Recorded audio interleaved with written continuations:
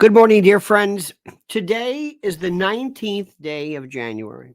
And to you, that may not be much. To you, that may just sound like, oh, okay, it's January 19th. But this is a day which is most celebrated around here. This is a very special day. This is Mrs. L's birthday, or as we say, birthday.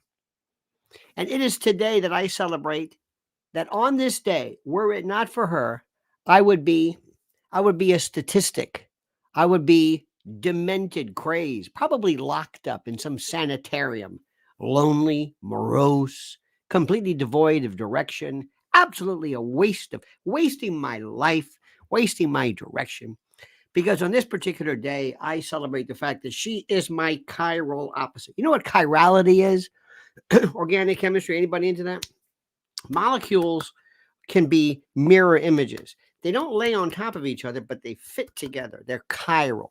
You get into cis-trans isomers. Remember cis-trans before you heard it? Before you heard what that was about? So on this particular day, it's always my birthday too. My birthday. And I see more people in the world today who are supposedly happy, people who are married, but they're not married. They're just like, I don't know what they're like arranged or something. I don't know what the particular word is, but I see this all the time. And when I see folks get married, when you go to a wedding, when you realize, say, do you understand what this is?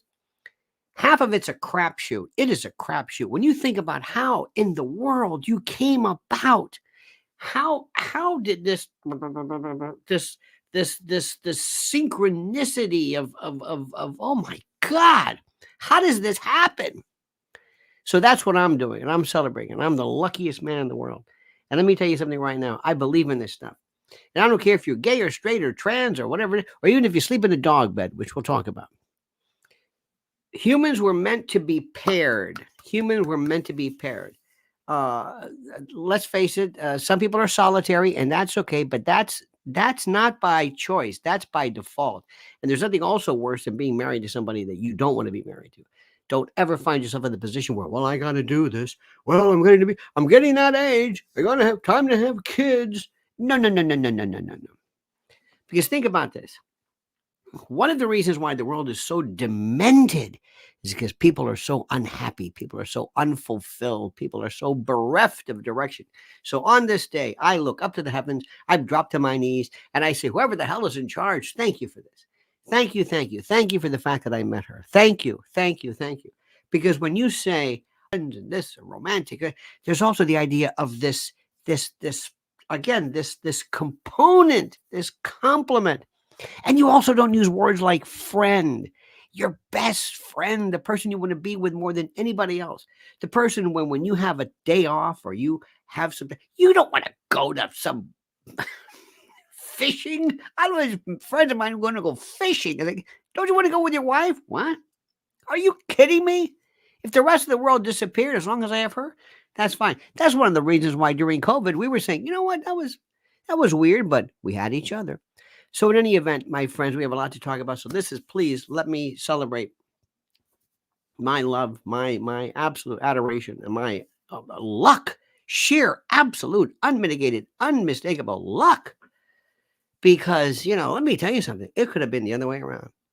So anyway, dear friends, we got a lot to talk about. How about Daniel Penny? And we're going to talk about this. He's the ex-Marine who choked somebody to death in the floor of a subway.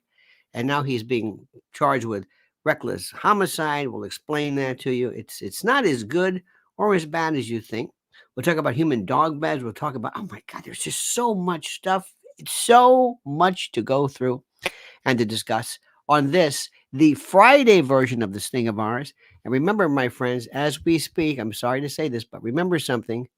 It is, as we speak right now, how many days? Oh, yes, it is 291 days until the election. But first, my friends, before we begin, we must talk about something which is very, very, very, very, very critical. Our great friends at LionelNationGold.com. Listen, the markets are in turmoil. The whole world is in turmoil. Oil, tech, retail, property, you name it. Nobody knows where this all ends. So what can you do? Well, you might have heard of precious metals, but not thought much more about it. How do you buy them? Where would you even keep gold if you had it? but precious metals come into their own in times like these. As geopolitical tensions rise and economic turmoil looms, gold is always a beacon of stability. Investing in some resilience with the Noble Gold Investments IRA services, looking after your money makes sense. The team at Noble Gold Investments will run through your options with you and see if you qualify to start a gold IRA or 401k rollover. Protect your portfolio with a Noble Gold Investments IRA and claim a free silver virtue coin for starting. Call 877-646-5347 today. Tell them Lionel sent you. That's 877-646-5347 and fortify your financial future against the winds of change. Or visit LionelNationGold.com right now. What was that again? That's LionelNationGold.com. The only gold company I trust. And remember, there's always a risk of investment and there's no guarantee of any kind. Indeed, my friends, guarantees are a very weird commodity. Now, a couple of things here. First of all, as we say, if you are just listening for the first time, I ask you very, very much, when we do live streams at 8 a.m. and 7 p.m., the compliments, the phrases, the references, the particular pieces that you put up are just as critical, if not more critical. And that's why I respectfully submit that people watching this should go back later and read what people are saying, because unlike a lot of folks, I'm sorry, they do live and it doesn't even matter. They just talk around the person, because I recognize people like our den mother, Liz Solak, Donna Lemo, and Dan's there, and B Killer and Brian Nelson, Dennis Whipple, Mr. Whipple, remember him? Please don't squeeze the Charmin. They're all here. So we have a lot to discuss and a lot to talk about, and I'm so glad you take this opportunity always to speak with us. Today's is Davos, Bilderberg, and the global cabals. Oh my God, one of the great stories. And by the way, I just had to tell you something. I walked by and I had on this Fox News, so bloody stupid. And the individual, the fellow who cannot speak English, is getting worse. If that's even possible, he's getting worse. I also must say something. Last night, I was horrified. As you know, dear friends, one of the things that we always do here at Lionel Nation is to appreciate your intelligence. I speak to you as a peer, okay? It's not about, hey, I'm a cool guy. And well, let me just explain this to you. I listened last night in horror. Don't ask me why, but I happened to be driving around in the Yugo, a stretch. I'm picking Mrs. L up from a meeting, and I'm driving about, and lo and behold, I hear this group, this trio, and it was from something. It was called the Katie Halper Show, which is pretty good. She's on with some various people. She's on with Norman Finkelstein. And it was three women, Rania Khalek, Abby Martin, and Claudia de la Cruz. Wait a minute. The special love, talking about Palestine and the presidential elections. And in a live show, it was Rania Khalek and Abby Martin. And it sounded like a Valley Girl. It was the most embarrassing thing. The message was okay. We're kind of on the same page. But I got to tell you something. I made a note. When people get together and you see this. Hey, everybody, how you doing? Hey, I'm so glad we're out of here. That Abby Martin. Hey, Abby. Hey, how are you? Hey, we're cool, are we? Yeah, we're cool. You came to see us, didn't you? Yeah, right. We're cool. Yeah, that John Fetterman, he's a Nepo baby with the cosplay. Yeah, and he was what? What? Genocide? What are you talking? Oh my God, dear God. Oh, I'm going to try to keep on the road. Genocide? This is it? This is what happens? This is the troika of the great thinkers putting them together. What? I mean, you're laughing about. And I can't believe he goes, yeah, that John Fetterman, he's such a lousy speaker. He had a stroke. He's actually improved. I mean, listen, I'm no Fetterman fan, but it's oh my God, I had to tell you this. There was a piece the other night. I got to tell you, hats off. Whenever I hear somebody who's great, Judge Napolitano and Max Blumenthal. Max Blumenthal is going to get the Nobel Peace Prize. Max Blumenthal is going to get the Pulitzer if this particular medium is worthwhile.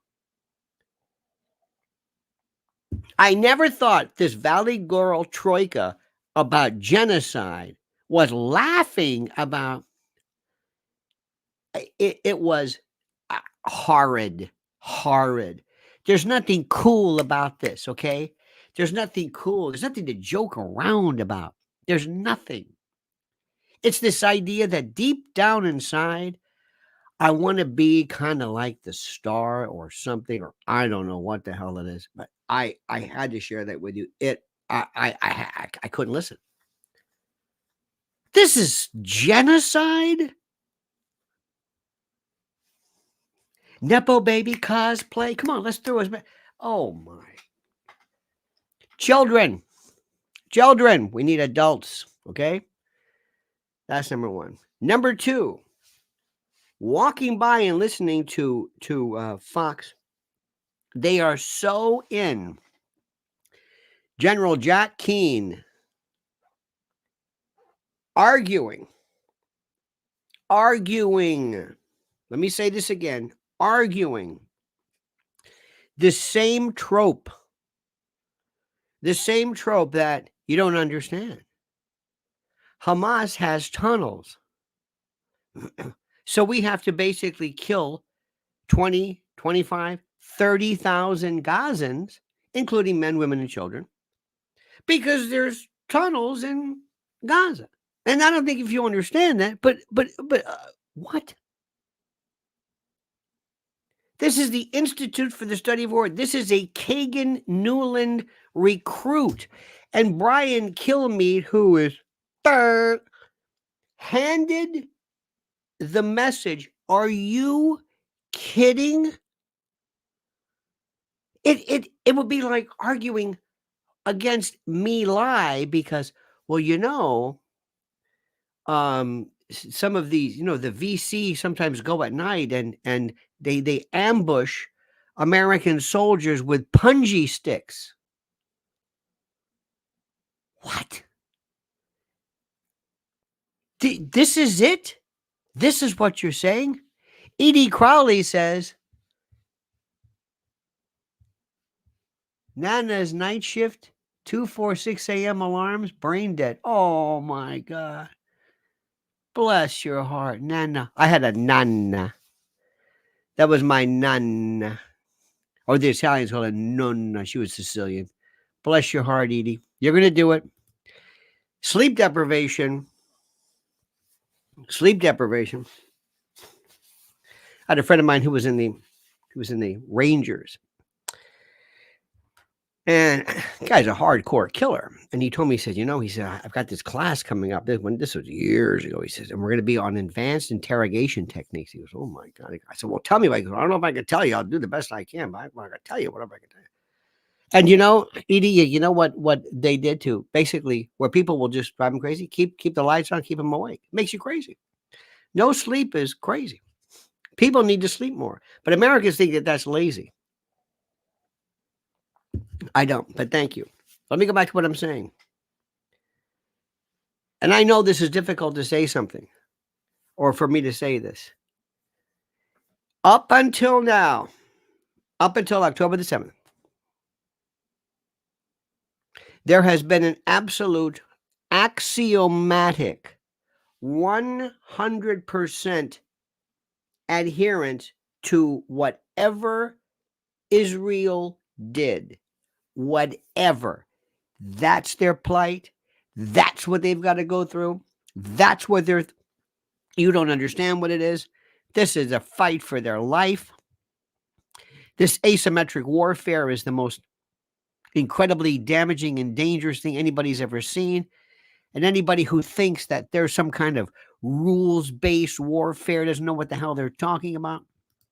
These people, from the time they are people who want to do nothing but to expurgate them from the face of the earth. So if they get a little rough and tumble with their, with their self-defense, so what? Get over it. Just shut up. You understand what I'm saying? This is the way it used to be. And nobody questioned anything. First intifada, second intifada, nobody cared about it. It doesn't really matter. It doesn't matter. It doesn't matter. We just said, look, that's the way it is. And Hamas, yeah, well, bad guys. Palestinians, whatever. And we would kind of conflate everything. Palestinian, Arafat. You see, you know what I'm saying? It was this sense of, it was this idea that, they're all terrorists, Okay, fine. And frankly, we were too busy with this. We were too busy with what's going on right now. We were too busy. We didn't understand it. We didn't get it. We didn't understand. We didn't.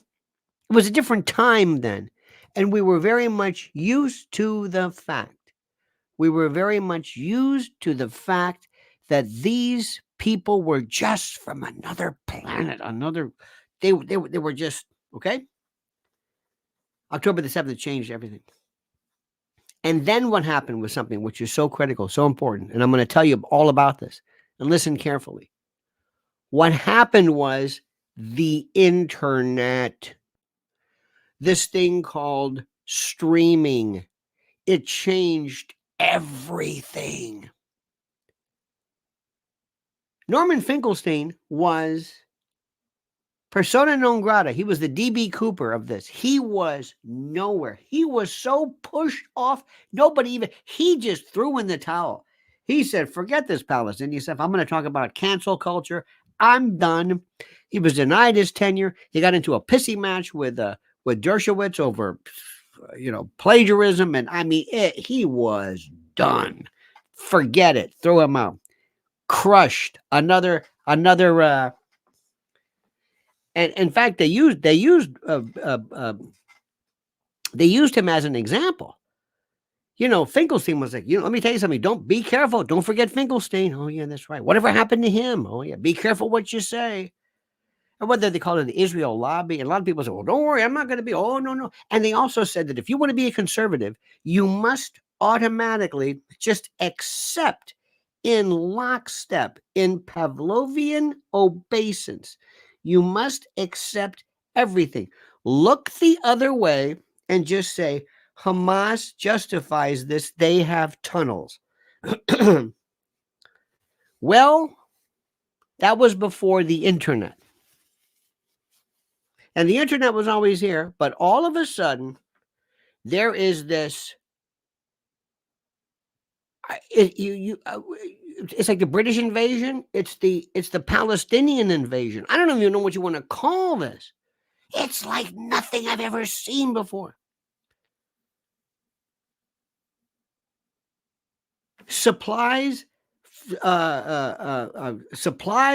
being prevented from entering Palestine, including anesthesia. I'm hearing stories about children being amputated with limbs without anesthesia. Whoa, wait a minute. Wait, whoa, hold it. What?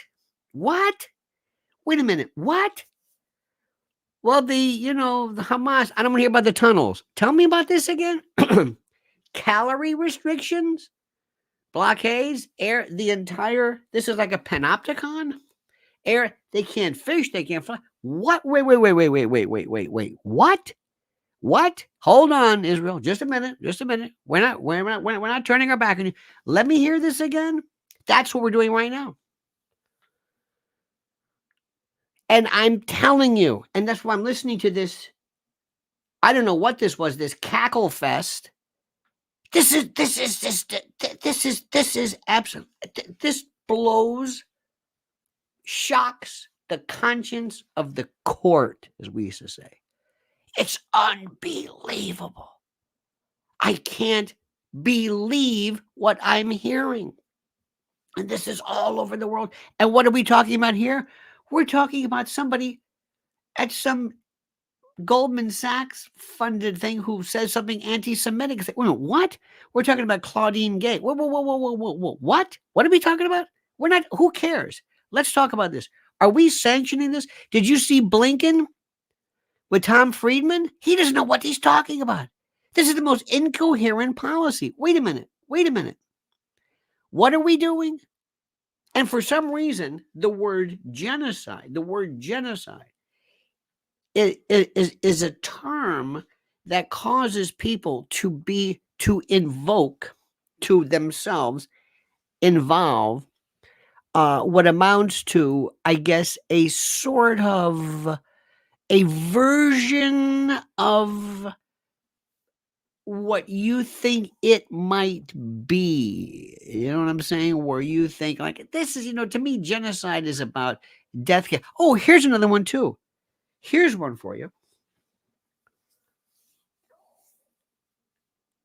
Death camp, concentration camp, work camp. There is a woman who is, she's really, really, really doing this.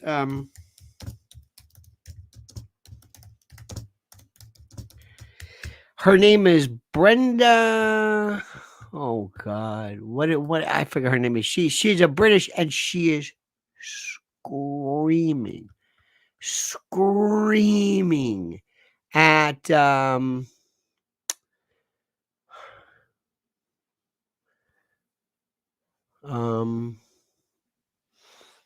do we say this? She's Brenda. You know who I'm talking about. I don't know. I don't want to necessarily give her kudos, as it were, but there's this woman that she's Hartley or anyway. You might know who I'm talking about, and she's famous for just screaming at whoever wants to come on and make their position, make their claim. Brenda Hartley, something or other. She's British, and she's like Katie Hopkins without the refinement, so to speak. But and her idea, I don't know what it is. And I'm listening to this, I'm thinking, oh my God, I can't believe this. This is changing everything. You have no idea. And the internet, Hartley Brewer, thank you. That's her name. Yes, thank you. Very good. Yes, Julia Hartley Brewer. Oh, she has become the heel of heels. It's such a work. She's going to go out there and say, let's see what happens. Douglas Murray, this guy, I don't even know what he saw. He is so interested in being the voice of something. Facts don't mean anything. Her thing is, I'm going to be a heel. She's the bad guy. So she brings these people on, and she'll bring on, Palestinian scholars, Palestinian spokespeople, and just he goes, okay, come on. Don't you understand that this is becoming comical? There's nothing funny about this. There's nothing even remotely entertaining about this. This isn't a political thing. This is not your bona fides. This is not where you say, well, I'm a conservative, so I'm going to rubber stamp Israel. Let me explain something to you. It's very simple. If Israel were called France, it's a different story. Dennis Ripple says, years ago, I got to record a talk by Dick Wilson, who played the Mr. Whipple character, and I got a laugh when I told him I was the real Mr. Whipple. He was wonderful. Remember him? One of the great, Please Don't Squeeze a Charmin. The other one was like Madge and Rosie, and they had these characters. I think the latest was the woman from the Progressive Insurance. I mean, they used to have these. He was famous. But I thank you nonetheless. Before I get to this, I just this is unbelievable. What I'm hearing right now, and how we're seeing these people, it's almost like saying, let them talk about this. And before you know it, they will be more interested in pursuing their own particular metrics bonanza versus saying the truth. They will be more interested in being the star than in the information. When you hear again, I can't. I'm listening to Blumenthal, and he shows up and he fact. His delivery is he's not rambunctious. He's not he doesn't scream and yell and doesn't do his thing. It is the best in terms of informative. There is nothing like it. I put him number one. Now, there are others as well. Believe me, Aaron Monte, all fact-based. Fact. And histories of. And what I'm seeing is a collision. And I'm thinking to myself, on Fox News, they don't know. They honestly don't know. They don't know anything about this. They really don't know anything about any of this. Nothing. They're living in la la land. They still think Ronald Reagan is or something, and then you've got that hardcore group, and then you move over a little bit, and then you got kind of like the Tucker group, because everything that they do is based on personality. It's never information; it's personality. Then you got Tucker, who is nowhere. You've got Alex Jones over here. You got Tucker. Tucker's trying to find out where he is. Joe Rogan, who is the best, because my thing is all-encompassing and entertainment, and Lex Friedman. I'm just giving you names of people that I like. Okay, fine. The truth is what blows my mind. All right, let me also tell you something, dear friend. Listen to me very carefully. Listen to me very carefully. Are you ready? On February, you know what I'm going to say. That's right. On February the 3rd, I'm going to be at the Cutting Room in New York City. Get ready for this. Remember what I'm telling you. Remember my thing. Remember my movement. Remember my talk. Remember what I'm about. It's about the truth. And the truth, what's fascinating is that when somebody presents it, as I do, with question and answers from the audience, with gut bucket, bluegrass, guitar picking, you will say, how can something so cacophonous and disastrous actually be not entertaining, but interesting? That's the way it is. I don't want you walking around life and death, funereal, but I want you to understand what's happening here. And the world is drastically changing. This is something you have no idea. We have, and I've never seen anything like it. Let me go back to this. I've never seen anything like this before. There used to be something maybe around the sort of when Rush Limbaugh came out with the liberals versus conservatives. And the liberals are this, and the liberals, and why do you hate your country? They used to say that. Why do you hate your country? Why do I hate my country? What are you talking about? Why do you hate your country? America, love it or leave it. That was kind of like the last time I've ever seen this before. Okay? They did a little bit of Vietnam, and if you said, I think that America doesn't need to be in Vietnam, they didn't. You might have been called a commie, but nobody said, oh, you side with the Vietnam? No, we don't. Oh, you're un-American? No, but I've never seen anything like this. There are many issues here, and you can say, for example, I believe absolutely in the right to exist of Israel. I believe that they should have the right to live in peace. I believe in the two-state solution, or whatever you want to call it. I believe in that Judaism is a legitimate religion. I think that people of the Israelis are great, Arab and others, and Christian Israelis, and that's fine. But the policy of Bibi Netanyahu is wrong. And you can say that just like you would say, I love my country, I love America, I love the flag, but I think Joe Biden is wrong. I think Donald Trump is wrong. We do it all the time. We're able to separate the policy of a country from some phobia. If you thought Macron was doing a wrong thing, you must say you're a Francophobe. They kind of did a little bit like, I think Xi Jinping, you're a Sinophobe, you're a racist. Oh, stop that. It didn't work. It didn't work. And you could say, Russia, you're a Russophobe, you're a red baiting, cold warrior.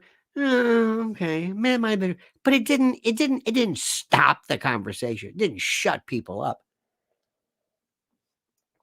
But now, because of this weird conditioning, if you say, wait a minute, Israel, cease fire, you anti-Semite. Wait a minute, what? What? That's what this is about. You're an anti-Semite. I am not. Yes, you are. No, I am not. Yes, you are. I don't even know what the hell any of this even remotely means. Anti-Semite, what? What are you talking about? What does this even mean? I don't understand any of the. I don't understand where this comes from. I don't know what I am beyond any. How do I say this? I'm beyond any form of rational. I've had this. The horrors that are going on right now are going to destroy everything. And when I'm trying to tell people at Davos and Bilderberg and global Cabals and those morons on Fox News, morons, it's like, do you know what's happening with the Houthis? Do you get this? Do you get what's happening? And I'm wasting my time. Look, I didn't want to go 32 minutes into this, but I am, because you got to understand something. When I write something, if I say tomorrow morning, I'm going to talk about such and such, between then and now, it may change. It may change from 5 minutes because I speak to you not to be the cool kid. I'm not trying to talk about cosplay and Nepo babies and I'm like, so like. No. This is not an act. This is not shtick. This is not a work. This is not an angle. I'm not bringing the heat. This isn't professional wrestling. This is serious. This is serious because this world is turning into a shitstorm. And I think you know this. And you better understand, you better have somebody come and explain this to you. Because when I see those morons on Fox News, I'm thinking, they still command this much respect? Dear God. You don't know what's happening here. You cannot believe what is happening here. Okay, now, let me stop for a second. Let me tell you what's really important and really, really critical, okay? Really, really important, okay? Look at this. Francophobe. Ha, ha, ha, ha, ha. I'm afraid of hot dogs. It means so much to be funny. More than you will ever know to more people. It means more to have a quip, a retort, a riposte, something rebarbative, something that is this unique. It means it is more important than anything to come up with a quip, a pun. This is paranomasia. This is Witzelsucht. Have you ever heard this one?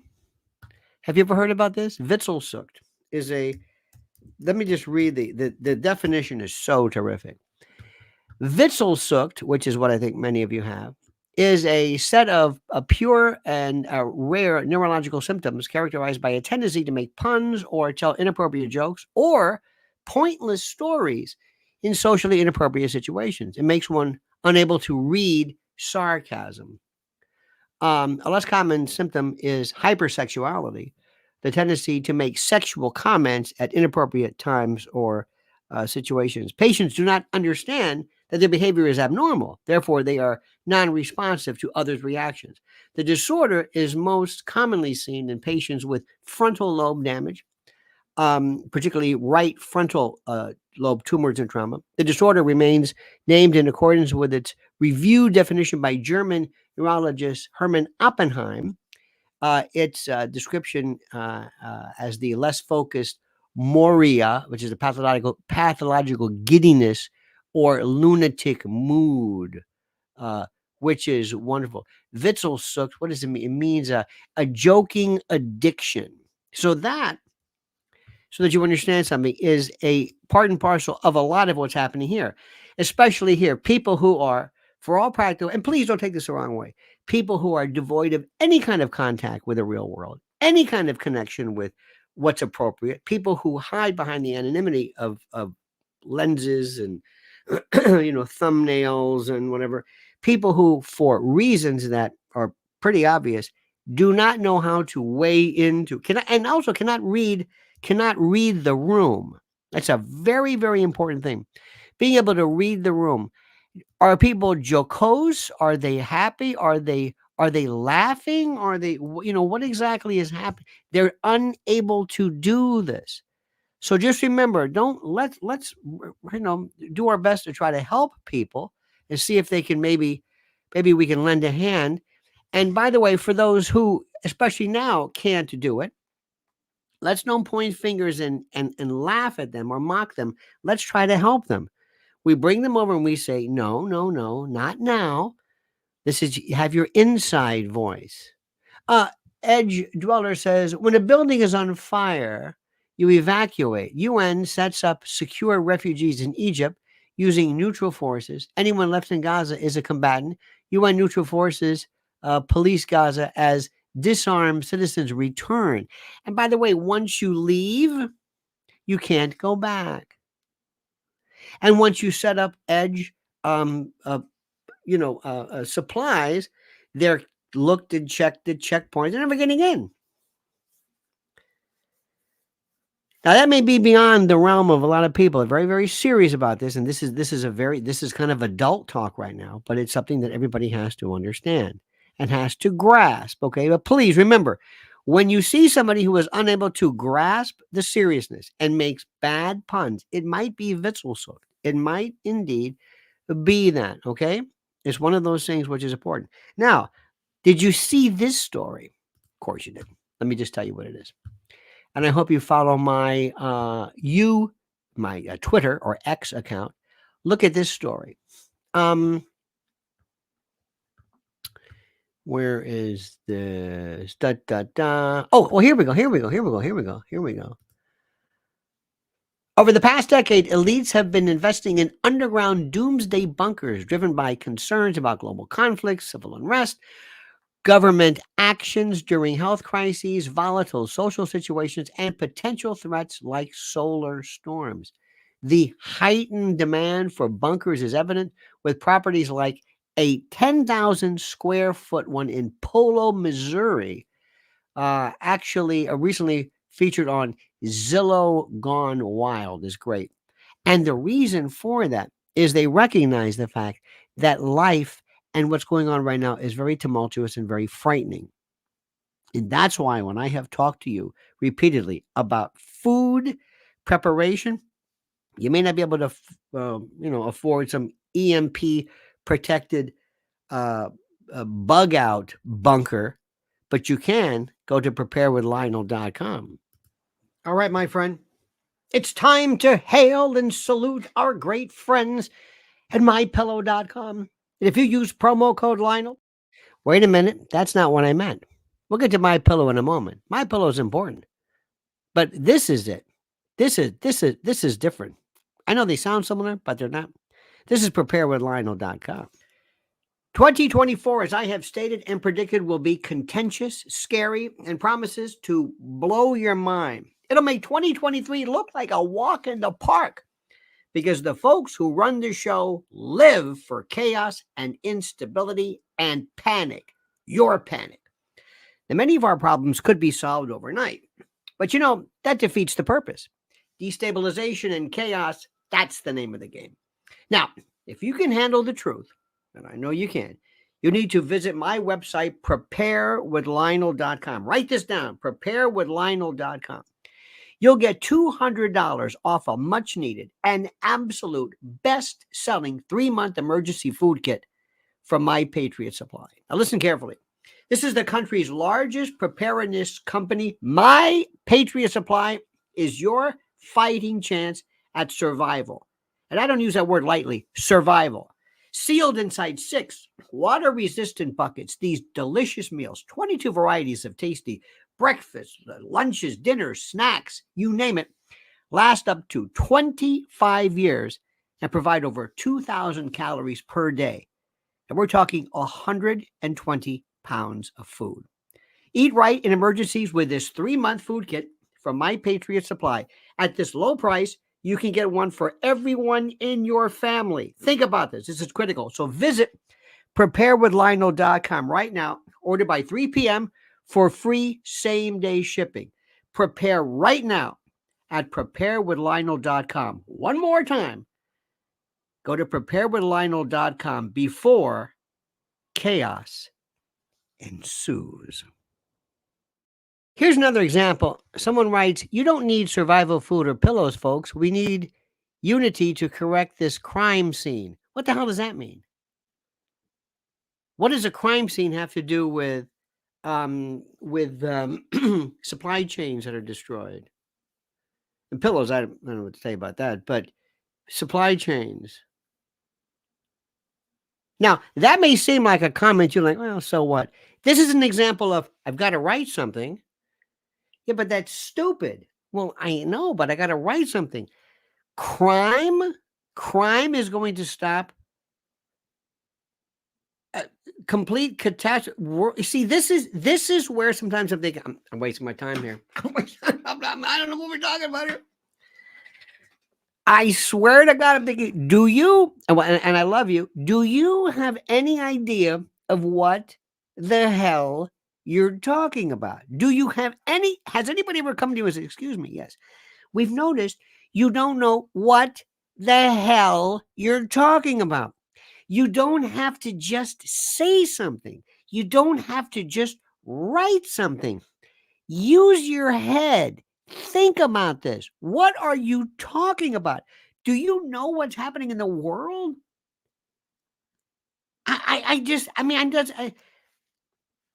don't know about you, but I would hate if somebody were to say, did you say this? Yeah, I said it. What were you thinking? I don't know. At least make a joke about francophobe or being afraid of wieners or whatever it is. But this is where we are. Because I don't think people really get it. I don't think people, in fact, I know they don't get it. Let me give you an example. You know who Daniel Penny is? Huh? No, not Will Penny. That's that fellow from, I think it was Clint Eastwood's. Daniel Penny, right? No. Daniel Penny.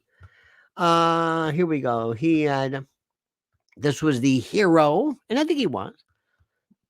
A New York City judge denied Daniel Penny's motion to dismiss. By the way, they actually got a good artist for the first time. Normally, courtroom artists are just the worst. Against a Marine veteran who killed Jordan Neely with a chokehold on the subway last May. While we disagree with the court's decision not to dismiss the indictment, we understand that the legal threshold to continue even an ill-conceived prosecution is very low. As you know, what happened was, Mr. Penny, the case stems from May 1st, 2023, on the F train in Manhattan, where witnesses say Neely, a homeless man and former Michael Jackson impersonator, I guess it's relevant, was shouting and begging for money. He was crazy. Penny pinned Neely to the ground with the help of 2 other passengers and helped him in a chokehold for several minutes, according to prosecutors. Neely lost consciousness during the struggle. Penny's lawyers argued in court filings that Neely's erratic behavior was insanely threatening, and the Marine veteran stepped in to defend himself and other passengers, which he did. 11 days after the fatal incident, Penny turned himself into the Manhattan District Attorney's Office, which filed criminal charges of second-degree manslaughter and criminal negligent behavior. Now, Videos show that Penny, who was white, holding Neely, who was black, in a chokehold on the subway. It went viral and sparked racial justice protests. Protesters outside the courthouse on Wednesday shouted at Penny and called him a murderer. He was released. The day turned himself in. Blah blah. Reverend Al Sharpton gave of course, gave an out because Neely is a hero. Penny, a former infantry squad leader and an instructor in water survival, deployed twice from Neely, who had struggled with mental illness, translation crazy, had been arrested more than 40 times, including for numerous violent attacks. And people, by the way, on the train were screaming, help, help. He said, I'm going to kill you. I'm going to kill you. So we say goodbye to this dirtbag, right? That's what people are saying. He's a criminal. He's a... there is a part of me that says, you maybe shouldn't bother people on trains.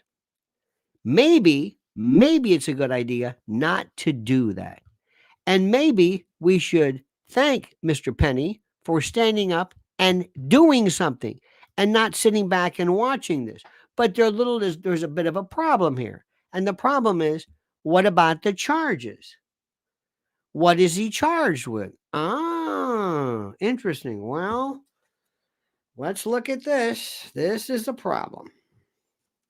And this is what I want to bring to your attention.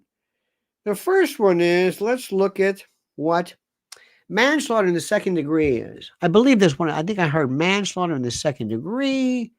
Charge of manslaughter in the second degree. Yes, or second-degree manslaughter. Here is the case. Now, if ever you get something like this, and you want to know what the charges are, go to the jury instructions. The jury instructions are important. The jury instructions are the law, but stated in a way that a juror is going to hear them. Let me read this to you. Under our law, this is New York. These lights here. Under our law, a person is guilty of manslaughter in the second degree when that person recklessly causes the death of another person. Stop right there. Now remember, you're a juror in this. The following term used in that definition has a special meaning. A person acts recklessly. Now think if any of these take place with respect to a death when that person, this might be, engages in conduct which creates or contributes to a substantial and unjustifiable, remember that, risk that another person's death will occur. That's the operative word I'm going to jump on. Unjustifiable. And when he or she is aware of and consciously disregards that risk. No, not really, because it's, again, I append it to the unjustifiable part. And when that risk is of such a nature and degree that disregard of it constitutes a gross deviation from the standard of conduct that a reasonable person would observe in that situation.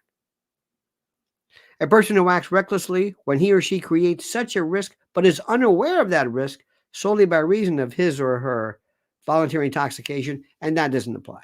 Okay, so here's what they're going to say. Ladies and gentlemen of the jury, Mr. Penny did not go up and say, hey, I'm going to try this wacky new choke design out on someone. I'm going to do that. No, he was responding to defend and protect other citizens who were under the direct threat from this individual. That's what it was about. Don't bring up Bernard Goetz, Mark Lewis. Don't bring up Bernard Goetz. That's not a good one. No. You don't want to bring that one up.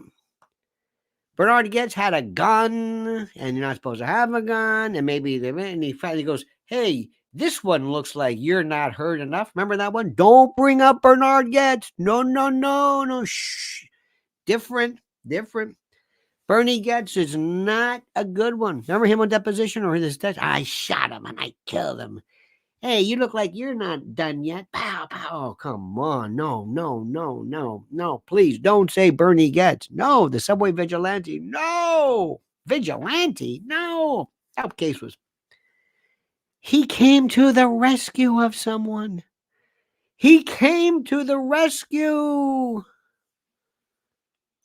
By the way, Donna says reckless, that's too broad. No, reckless is used in court, in statute after statute. Reckless driving, reckless indifference, second-degree murder. And they define what reckless means. They define it. If you just heard it, there's nothing. No, this is a good statute. Listen to this one. Here's the other one they did. This is criminal negligence. This one's a little bit different. Under our law, a person is guilty of criminal negligent behavior or homicide. Excuse me. A person is guilty of criminally negligent homicide when, with criminal negligence, that person causes the death of another person. The following term used in that definition has a special case: criminal negligence. Now, it defines what criminal negligence is. A person acts with criminal negligence with respect to a death when that person engages in blameworthy conduct so serious that it creates or contributes to a substantial and unjustifiable, there's that word, risk that another person's death will occur. And when he or she fails to perceive that risk, and when their risk is of such a nature and degree that failure to perceive it constitutes a gross deviation from the standard of care that a reasonable person would observe in the situation. Now, imagine being a juror and you're thinking, what the hell does that even mean? Here's the point. Ladies and gentlemen, everything was suspended. All the rules changed when Mr. Neely decided he was going to threaten people. And when people said do something. And when Mr. Penny stood up to defend himself and others. That is what needed. That was the difference. However, there's a problem. Look at this. You're assuming the jury that's going to be on that case can read and comprehend. Yes.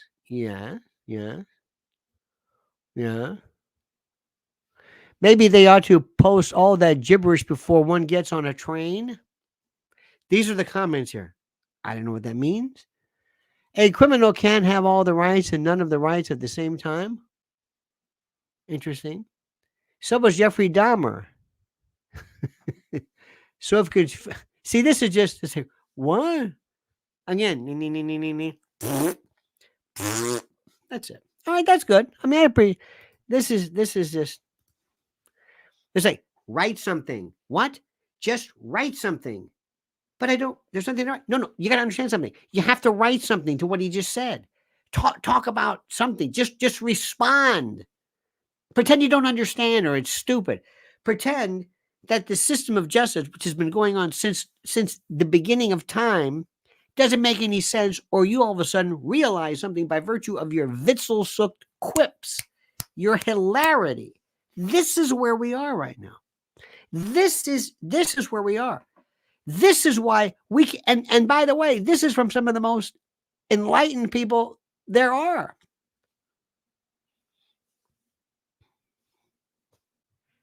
I don't know what to say.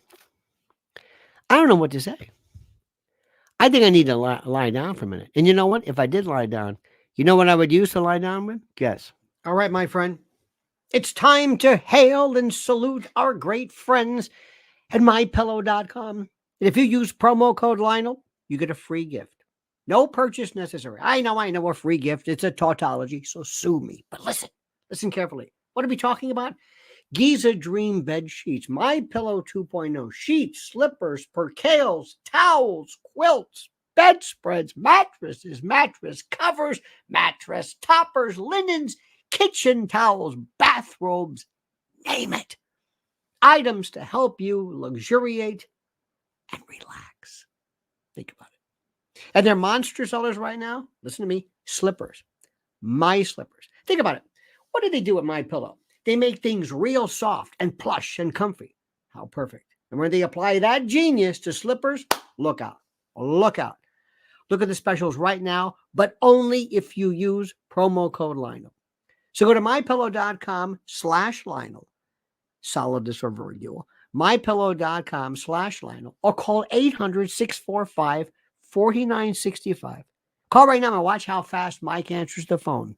mypillow.com. The best.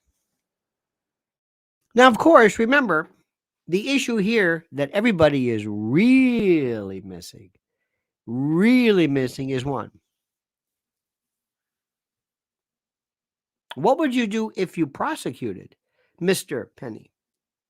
This is where the rubber hits the road. What would you do if you had to argue for the prosecution to convict Mr. Penny? What would you say? Can you do that?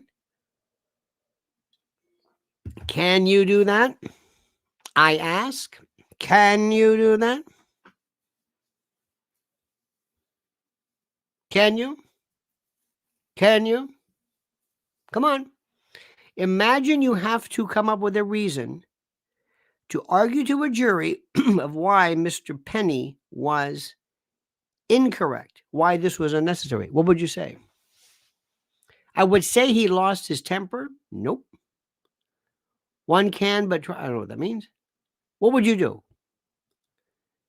Mr. Penny responded correctly? No, that's not the argument. You have to argue now against him. What would you say? Do not have all the details? Nope.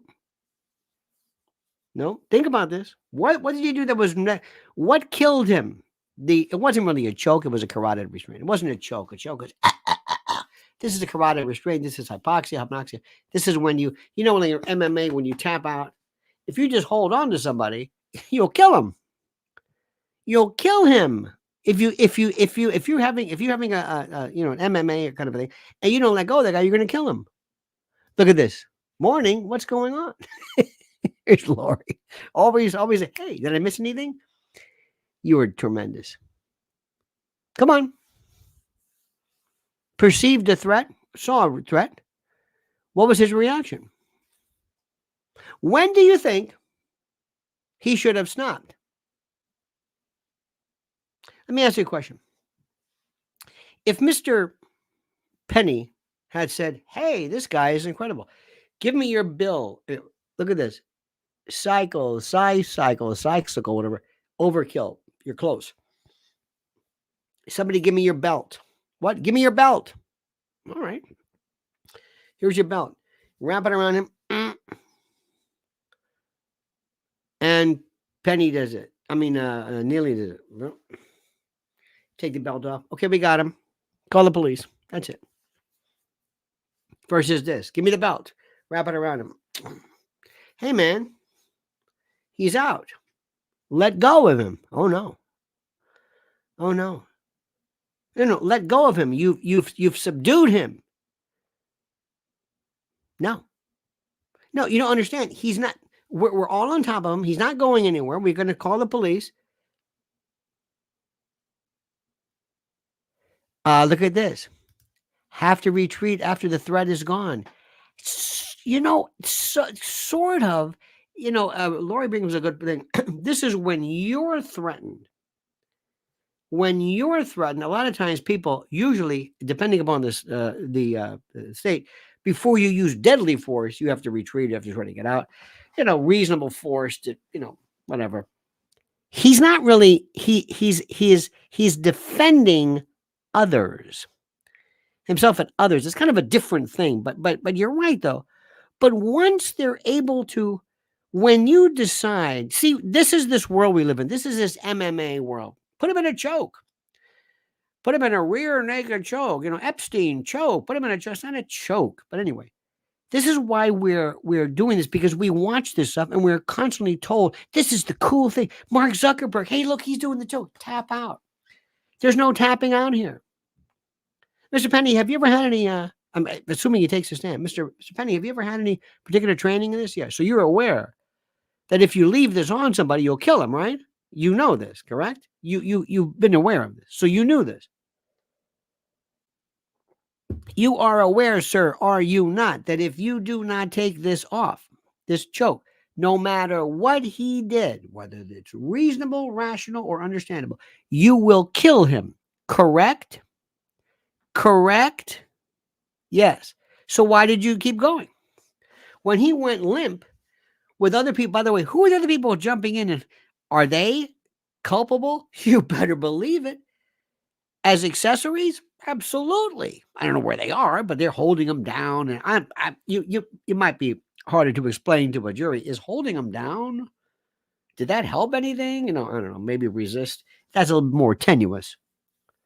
But his problem is, why didn't you let the guy go? Could you have just killed him? Well, no. Could you have just, if you wanted, rather than do this, just crush his windpipe? And, well, I mean, after all, he was threatening people. He posed a threat. The answer is no, because that's so. Why do people think this choke is somehow acceptable when the guy goes limp from a Marine who's had training? That's the problem. That's the problem. That's the problem. And you can maybe hope for a nullification. You might be able to show that under the circumstances he was still moving or still posed a threat. I mean, did he have a knife on him? It's going to be tougher than you think. Now, the good news is that many of us say, this guy was a dirtbag. This guy was an awful, and we have been through this, and it's about time that somebody stand up. And you know what, frankly, the hell with him. The hell with him. Who cares? Whether it's a knife, a screwdriver, a gun, whatever it is. Damn it, we shouldn't have to deal with this. Good for you. Well, that's called nullification. That's where you say, you know what, I don't care what the charges are. I'm going to find this guy not guilty. Period. End of discussion. And he's lucky he might. Well, the thing is, Lori says appropriate force, and she's right. But Lori, when do you let go of the person? Let's say you hit the person once and then hit him again and then hit him again. You can say, wait. After the first hit, okay, fine. They're going to argue. They should argue, if they know what they're doing, the prosecution, that he went too far. That, hey, if he said, okay, that's it, tapped out, and then gotten on top of the guy and said, all right, when Neely wakes up, or we're going to hold you, you're not going anywhere, the police are coming, and that's it. See, but we live in this world today because we're into this MMA stuff. Everybody loves the choke. They just love that. They call it a joke. It's not a joke, but still, we love that. Look at Zuckerberg. He did this. When Michael Baden was on, of all things, when he was on, Sean Hannity, and he was trying to explain why Epstein was killed, Sean was extolling him with his knowledge of the rear naked choke. They love this stuff. That's what this is about. Now that I've told you this, keep in mind, this is what we're talking about. And remember, if you're interested in getting a gun, having a gun, using a gun to protect yourself, you better understand that when you do this, when you use this gun, you might have had all the justification in the world. But if that round goes through a wall, if somebody is innocent person's hit, if whatever happens, let me tell you something, you're liable for that. Big time. Big time. Even though you were right, even though everything was terrific, but you went too far. And if you decide that you're going to hit somebody, or you push them, or you do something, and they hit their head and die, or you choke them, the question is, let's look at your reaction. Was it natural? And was any resultant death or problem, was that naturally a part of the, I don't know what you want to call it, a natural consequence, a natural expected and foreseeable consequence of this? I don't know. So, dear friends, that's what we're looking at right now. And I want you to listen to me very carefully. Seriously, when I tell you this. Other people may not get this. Going back, Davos, Bilderberg, and Global, this is what we talked about initially. This is happening right now, and Antony Blinken does not know what the hell to do. American foreign policy is at a loss. We're clueless. Absolutely clueless. That's number one. Number two, before you poo-poo and claim they've got tunnels in Gaza, listen to the information that is being presented and ask yourself this question. If Israel was called France, Would there be any debate? No. I promise you, if France did just change the parties, there would be absolutely no debate whatsoever. This is something far more complicated. And I want you to understand that in order for you to apply your critical thinking skills as to a nation or a government's reaction, that does not mean you hate the government, you hate the religion, you hate the people. Nothing. If you can say you are against your government's reaction in Iraq or Afghanistan, you can certainly say that you think the government of Israel is acting excessive without being anti-Semite or without wishing ill to the whatever. No, this is ridiculous. And if you watch Fox News, I have no sympathy for you. I don't even want to know you. If you watch this nonsense, and if you think Nikki Haley is the story, if you think that the world revolves around Hunter Biden, I've got no help for you. I've got nothing to say to you. I've got nothing to say. So anyway, dear friends, I thank you. I thank you for this. Lori Cuck, I thank you for your comments. Edge Dweller, thank you. Mr. Whipple, Dennis Whipple, everybody. And Edie Crowley, thank you. Thank you for your thoughts and comments. And please let me know that today we're going to be celebrating here on the homestead the anniversary of the birth of my beloved Mrs. L. And I wish, I hope, I say to you, and I don't mean this, if everybody had someone, a component to their life, romantic, social, partnering, somebody who transcends the notion of friend and goes into areas that are so spiritual and cosmic, you can't even explain it, the world would be a better place. Laurie says, I feel the government will screw me anyway. They can because I love Trump. Well, you know, it's funny, Laurie. Let me ask you something. Yes or no? Yes or no? Very simple. Trump's looking bad. Yes or no? Yes or no? Quick. How do you think Trump's looking? Because that's their latest thing. No, he's not looking good right now. Anybody think that? Seriously. I mean, don't say it because you want it to be. Do you think Trump looks bad? You think Trump is like, ooh, he got old looking. Oh, woo. Hey, this is really.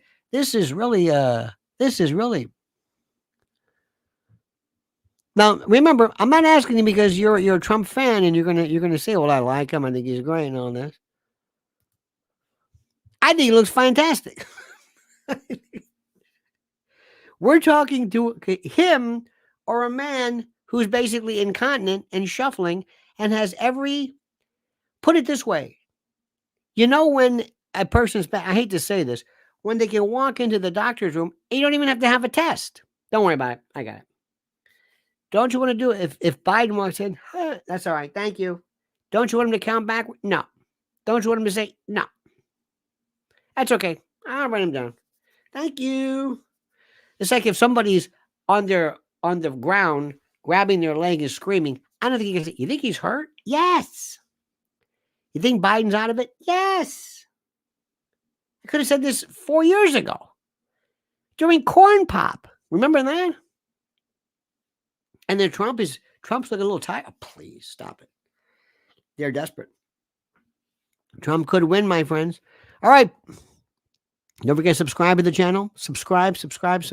Please like what we're doing. Please. Pay attention. Focus. And remember, if you're not funny, if you don't have anything to say that's funny, just let it go. That's all I'm saying. Just let it go. And to all of the YouTube stars out there, do you want to be a star? Or do you want the information to come through? Do you want to be the voice of reason? That's all I want to say. All right, dear friends, we love you. We thank you. Witzel sucked. It's nothing to laugh at. Witzel sucked. Please, for the love of God, don't ever change. And we'll talk to you later. Have a great and glorious day. See you at 7 p.m. tonight. And don't forget, the monkey's dead. The show's over. Sue you. Dead. Oh. And follow Mrs. L today. Let me stop. Stop right there. How could I be so lame? If you want the best birthday present, the best thing, you go right now and you just do what I say. Just go right now and subscribe to her YouTube channel right here. And what would really do, because Elon Musk, I don't know who's doing this.